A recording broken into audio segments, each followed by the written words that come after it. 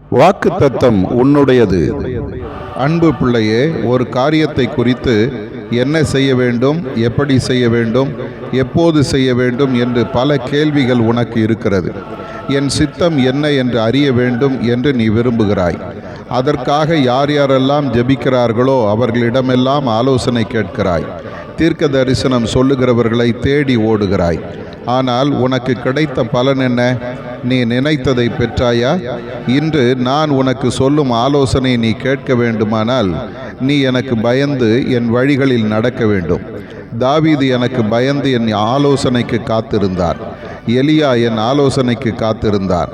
மோசே என் வார்த்தையை பெற்று அதை வெளிப்படுத்தினார். இன்று நீயும் உன் நடக்கையில், செயலில், பேச்சில் எல்லாம் எனக்கு பயந்து நட. என் வார்த்தைக்கு கீழ்ப்படிய ஒப்புக்கொடு. உனக்கு என் வழியை நான் கற்றுக் கொடுப்பேன், போதிப்பேன். உன்மேல் என் கண்ணை வைத்து உனக்கு ஆலோசனை சொல்லுவேன். நீ வெற்றி காண்பாய், நல்வழி நடப்பாய். அநேகருக்கு நீ ஒரு ஆசீர்வாதத்தின் பாத்திரமாக மாறுவாய். ஆதார வசனம்: கர்த்தருக்கு பயப்படுகிற மனுஷன் எவனோ அவனுக்கு தாம் தெரிந்து கொள்ளும் வழியை போதிப்பார். சங்கீதம் 25:12.